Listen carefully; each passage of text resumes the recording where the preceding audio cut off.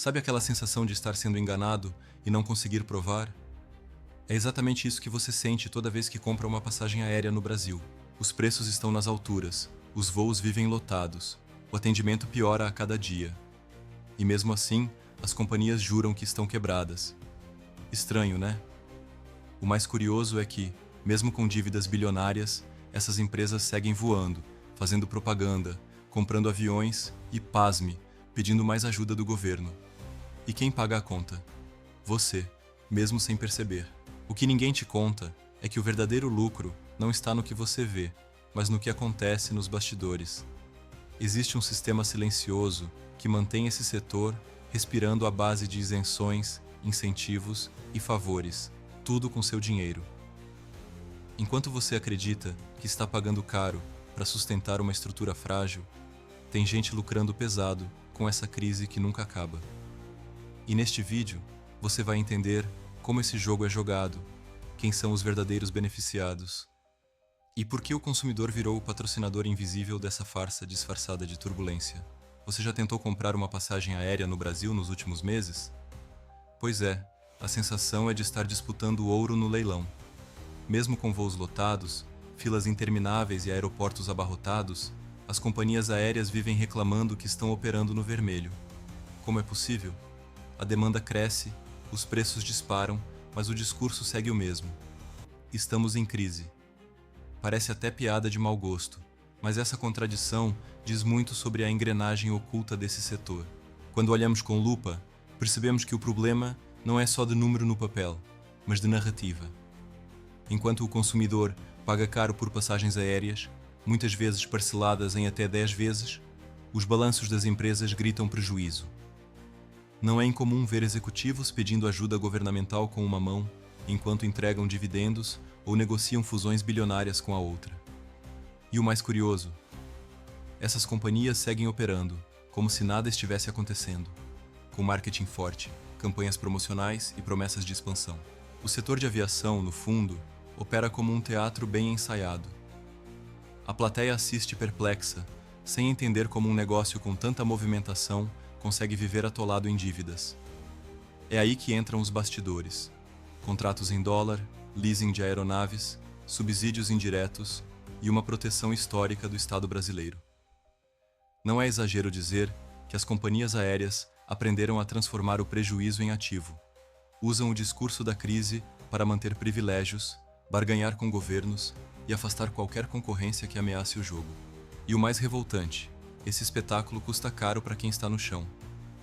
Passageiros pagam passagens exorbitantes, enfrentam atrasos frequentes e ainda ouvem que o setor está à beira do colapso. Será mesmo? Ou seria essa mais uma peça montada para esconder a verdadeira origem do problema? A resposta pode estar na memória, numa época em que voar era sinônimo de glamour, luxo e promessas que por trás da cortina também escondiam os mesmos vícios que hoje insistem em se repetir. Houve um tempo em que voar era privilégio de poucos. As companhias aéreas como Varig, VASP e Transbrasil não vendiam apenas passagens, vendiam status, vendiam experiência. Tripulantes impecáveis, refeições quentes em rotas nacionais e salões VIP em aeroportos. Era o auge do glamour no setor de aviação. Mas o que poucos sabiam é que aquele luxo todo era bancado com o seu dinheiro. Isso mesmo, com recursos públicos que garantiam a festa lá no alto, enquanto a conta estourava aqui embaixo. O modelo de negócios era tudo, menos sustentável. Essas empresas operavam com orçamentos inflados, pouca transparência e uma dependência silenciosa de ajuda governamental. Se davam lucro? Raramente. Mas bastava um aperto que o Estado vinha ao resgate, como um pai que não consegue dizer não ao filho mimado. A dívida pública absorvia os rombos, enquanto as empresas continuavam funcionando como se não houvesse amanhã. Esse ciclo vicioso ficou naturalizado, como se fosse parte do próprio DNA da aviação nacional. E tem mais. Os subsídios não serviam para criar um setor mais eficiente ou moderno. Serviam, na verdade, para alimentar uma estrutura engessada, lenta, burocrática e politizada. Era comum ver cargos de diretoria ocupados por apadrinhados, decisões financeiras sem critério técnico e contratos milionários feitos sem licitação. No fim, o dinheiro público virava fumaça a 30 mil pés de altitude, enquanto o contribuinte mal conseguia bancar uma viagem para ver a família em outra cidade. Esse modelo paternalista criou raízes tão profundas que, mesmo após a quebra dessas companhias, o espírito delas continuou pairando sobre o setor. O glamour foi embora, os uniformes de linho ficaram no passado, mas a dependência do Estado, essa ficou. E quando os anos 90 chegaram com promessas de mudança e modernidade, muitos acreditaram que a aviação finalmente encontraria seus próprios trilhos. Mas será que encontrou mesmo? A década de 90 trouxe uma onda de entusiasmo. O Brasil finalmente parecia querer deixar de ser o paizão das companhias aéreas e permitir que o mercado encontrasse seu equilíbrio. Privatizações, abertura ao capital privado, novas regras para estimular concorrência. Parecia o começo de uma nova era. A entrada de empresas como Gol, TAM e mais tarde Azul foi vendida como um marco da modernização. Mas a realidade logo mostrou que o discurso era muito mais bonito que a prática. Essas novas companhias chegaram com promessas ousadas: passagens mais acessíveis, inovação tecnológica e foco em eficiência operacional. De fato, durante um tempo, o consumidor teve um certo alívio nos preços, principalmente com a Gol popularizando o conceito de baixo custo. Só que bastou os primeiros solavancos financeiros para o velho ciclo reaparecer. Em pouco tempo, as dívidas voltaram a crescer, os pedidos de ajuda estatal se multiplicaram e o discurso da crise foi reativado, só que com roupagem moderna. Na prática, o modelo anterior nunca deixou de existir. As empresas mudaram de nome, trocaram os uniformes, fizeram campanhas publicitárias mais atraentes, mas os bastidores seguiam os mesmos: dependência do governo, contratos obscuros, falta de concorrência real. O que parecia ser um setor vibrante e competitivo, na verdade, apenas reciclou suas velhas práticas, mantendo a lógica de que prejuízo é aceitável, desde que o Estado continue garantindo o funcionamento. E o mais curioso é que o consumidor, empolgado com a ideia de voar pagando menos, demorou a perceber que havia algo de muito errado nessa conta. Porque, se o mercado agora era livre, por que os preços começaram a subir de novo? Se havia mais empresas, por que as rotas continuavam limitadas e concentradas? A resposta está no controle. Porque mesmo com novos rostos, o domínio ficou nas mãos de poucos. E é aqui que começa a nascer um dos maiores paradoxos do setor. Hoje, se você quiser voar de um estado a outro no Brasil, provavelmente embarcará em um avião da Gol, da Azul ou da Latam. Não por escolha, mas por falta dela. Essas três empresas controlam praticamente 99% do mercado doméstico. É um oligopólio escancarado, disfarçado de concorrência. A propaganda mostra variedade, mas os bastidores revelam uma coreografia bem ensaiada, onde as companhias se revezam em promoções pontuais enquanto mantêm os preços elevados na maioria das rotas. Na prática, elas dividem os céus como quem divide um tabuleiro. Se a Gol domina os voos do Sudeste ao Sul, a Azul foca no interior, e a Latam se concentra nos grandes centros. Mas tente comprar uma passagem de última hora entre capitais e veja a surpresa. Os valores são praticamente os mesmos. Coincidência? Dificilmente. Especialistas do setor já apontaram indícios de cartel informal, aquele tipo de acordo silencioso onde todo mundo finge competir, mas ninguém realmente abaixa os preços. Mesmo com a abertura do setor ao capital estrangeiro, o que se viu foi uma concentração ainda maior. Investidores internacionais entraram, mas não para fomentar a diversidade, e sim para reforçar os gigantes que já estavam no topo. Resultado? As pequenas empresas sumiram do mapa, e o consumidor ficou refém de 3 logotipos.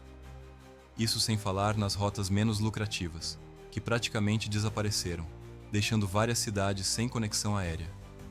O que deveria ser um mercado livre virou um clube fechado, e nesse clube, os convidados são sempre os mesmos.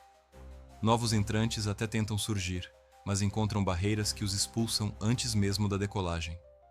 E algumas dessas histórias são tão surreais que parecem roteiro de comédia. Quem se lembra da Avianca Brasil? Chegou com força, prometendo quebrar o domínio das gigantes, oferecendo serviço de bordo diferenciado e voos para rotas esquecidas. Durante um tempo, parecia que ia dar certo. Mas bastou cutucar o vespeiro do oligopólio que a coisa desandou. Problemas financeiros se multiplicaram, dívidas explodiram e em 2019 a empresa saiu de cena. Mais um caso onde a ousadia foi engolida pelas regras não ditas do setor. E aí veio a Itapemirim, um verdadeiro capítulo à parte na aviação brasileira. Anunciada com pompa, mas sem aviões. Lançou vendas de passagens sem frota, prometeu voar pelo país inteiro sem estrutura mínima. Mesmo assim, recebeu aval da ANAC, apoio de investidores e até cobertura simpática da mídia. Um teatro tragicômico, que terminou como era de se esperar. Voos cancelados, consumidores lesados e o nome da empresa afundado. Tudo isso sob o olhar passivo das autoridades. O caso da Itapemirim mostra como o sistema parece desenhado para proteger os grandes e afugentar qualquer tentativa de mudança. Porque quando surge um projeto novo, em vez de apoio, recebe sabotagem. Falta financiamento, falta espaço nos aeroportos, falta suporte institucional. E enquanto isso, Gol, Azul e Latam seguem reinando, sem grandes ameaças. O mercado se diz aberto, mas na prática está trancado a 7 chaves. E o mais espantoso é que mesmo com toda essa concentração e ineficiência, as empresas continuam operando no vermelho. Como é que isso é possível? Como alguém que vive no prejuízo consegue se manter de pé por tanto tempo? Se a gente dissesse que existe um negócio onde é possível ter prejuízo bilionário todo ano, e ainda assim seguir operando com frota moderna e campanhas de marketing milionárias, muita gente não acreditaria. Mas é exatamente isso que acontece com as companhias aéreas brasileiras.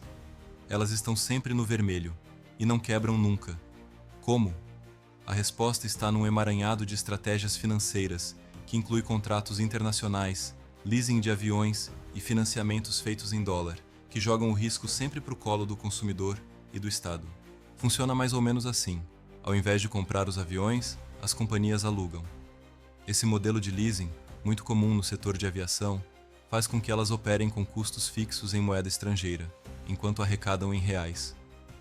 Qualquer variação no câmbio vira um tsunami nos balanços. Mas curiosamente, mesmo quando as dívidas se acumulam, as empresas seguem voando, literalmente. Porque sabem que, em última instância, terão algum tipo de ajuda governamental ou aceno do mercado financeiro. Além disso, existe um jogo silencioso nos bastidores. Manter a empresa endividada virou parte da estratégia. Isso atrai fundos de investimento, abre espaço para fusões, cria incentivos fiscais e facilita renegociações com credores. É o famoso prejuízo programado, que parece caos por fora, mas que internamente alimenta uma engrenagem lucrativa para poucos. E no meio disso tudo está o passageiro, pagando caro, achando que está ajudando a manter a empresa viva, quando na verdade está sustentando um modelo que se aproveita da própria crise. O curioso é que esse teatro todo só se mantém porque ninguém realmente vai fundo na pergunta central. Se está sempre ruim, por que essas empresas simplesmente não fecham? O que há por trás dessa resiliência milagrosa? A resposta começa a aparecer quando olhamos para o outro lado da moeda. O que o consumidor está recebendo em troca de tudo isso? Basta embarcar em um voo nacional hoje para perceber que o glamour dos tempos antigos virou lembrança distante. O serviço ao passageiro, que um dia foi o orgulho das companhias aéreas, virou sinônimo de frustração. Cobram pela mala, pelo assento, pela água, pelo espaço. E o atendimento? Terceirizado, robotizado e cada vez mais distante. Enquanto o marketing fala de inovação, o consumidor sente o peso de um colapso silencioso. Menos conforto, mais taxas, mais desgaste. As empresas dizem que fizeram isso para baratear as passagens, mas na prática aconteceu o oposto. O passageiro paga caro, às vezes mais caro que um voo internacional, e ainda assim precisa pagar por tudo separado. Um voo de São Paulo para o Nordeste, por exemplo, pode custar mais de R$ 1.500, sem incluir bagagem ou lanchinho. É como se vendessem uma pizza por fatia, e no final, o consumidor pagasse o dobro, achando que fez um bom negócio. Essa lógica da segmentação de serviços veio embalada com palavras bonitas, como customização ou liberdade de escolha. Mas o que se viu foi precarização, puro e simples. Tripulações sobrecarregadas, call centers que não resolvem nada, sites que empurram seguros e taxas escondidas. O passageiro virou alvo de monetização extrema e, ainda assim, continua sem alternativas. Afinal, quem vai trocar de companhia se todas agem igual? E é exatamente isso que escancara a falência moral desse modelo. O problema não está só nas finanças das empresas, está no tratamento dado ao consumidor. E quando a pandemia chegou, em vez de repensar o modelo, o sistema dobrou a aposta, cortou ainda mais, demitiu em massa e, claro, estendeu a mão para o Estado. Durante a pandemia, enquanto o mundo todo parava, o setor de aviação brasileira correu para o colo do governo. E conseguiu. Foram bilhões em pacotes de socorro, renegociação de dívidas e isenções. Tudo com a justificativa de manter empregos, preservar rotas regionais e garantir conectividade. Só que o que se viu foi o contrário: demissões em massa, cortes de voos e concentração ainda maior nas rotas mais lucrativas. A promessa virou fumaça, mas o dinheiro entrou e sumiu. O mais revoltante é que esse socorro bilionário veio sem contrapartida. Não houve exigência de manutenção de rotas menos rentáveis, nem de limites nos aumentos de preços. Enquanto isso, cidades pequenas ficaram isoladas, funcionários perderam seus postos e as passagens voltaram a subir. E mais uma vez, quem pagou a conta foi o contribuinte, mesmo sem ter garantido nada em troca. Um típico exemplo de socialização do prejuízo e privatização do lucro. E cadê a ANAC nesse cenário todo? Boa pergunta. A Agência Nacional de Aviação Civil deveria atuar como reguladora, fiscalizando os abusos e garantindo equilíbrio no setor. Mas, ao longo dos anos, ela parece ter se transformado em uma espécie de sócia passiva do modelo. Aprova fusões, avaliza milagres empresariais como o da Itapemirim e raramente intervém quando o consumidor é lesado. É como se regulador e regulado jogassem no mesmo time, só que quem sempre perde é o passageiro. Essa omissão custou caro, e o resultado é um setor cada vez mais concentrado, desconectado da realidade e alimentado por um ciclo eterno de promessas vazias. E ainda tem gente que pergunta: por que as companhias têm tanto poder, mesmo vivendo no vermelho? A resposta pode estar num silêncio ensurdecedor. Chega a ser irônico. O setor de aviação vive dizendo que está em crise, que não há lucro, que é difícil se manter. Mas, ao mesmo tempo, tem acesso privilegiado ao governo, aos fundos de investimento e a isenções tributárias. Como pode um setor tão supostamente deficitário manter tanto poder? A resposta talvez não esteja no que é dito, mas no que nunca é explicado. Porque, no fundo, não é no preço da passagem que o dinheiro gira, é nos bastidores. Fusões, incentivos fiscais, acordos de leasing com bancos internacionais, movimentações de ações, acesso a políticas de fomento. Tudo isso gera uma rede complexa onde o prejuízo operacional vira cortina de fumaça. Não se trata apenas de vender passagens, mas de operar como peça estratégica dentro de um sistema financeiro maior. E o passageiro, coitado, nem imagina que está financiando esse jogo cada vez que compra um voo achando que é caro porque o setor está mal. O pior é que não há transparência. Os dados são difíceis de entender. Os balanços não contam a história completa, e a mídia especializada raramente investiga a fundo. É como se houvesse um pacto de silêncio. Todos sabem o que está errado, mas ninguém fala. E assim o sistema se retroalimenta, com ajuda estatal, proteção institucional e discursos afinados. Quem ousa questionar vira alvo de críticas ou de processos. No final das contas, não é o céu que está caindo. É o chão que está cedendo debaixo dos nossos pés. E enquanto você acredita que está apenas comprando uma passagem, na verdade, está sustentando toda uma estrutura que funciona muito bem, para quem não está na fila do embarque. Depois de tudo isso, fica a pergunta: até quando você vai pagar caro para sustentar um sistema que só beneficia os de cima? As companhias dizem estar quebradas, mas continuam voando alto, às suas custas. E o consumidor? Fica com o desconforto, as taxas e o silêncio como resposta. Se esse conteúdo te abriu os olhos, deixa o like, se inscreve no canal e ativa o sininho. Aqui a gente fala o que ninguém tem coragem de dizer. Agora me conta, qual foi a pior experiência que você já teve com uma companhia aérea? Comenta aqui, e bora expor o que precisa ser falado.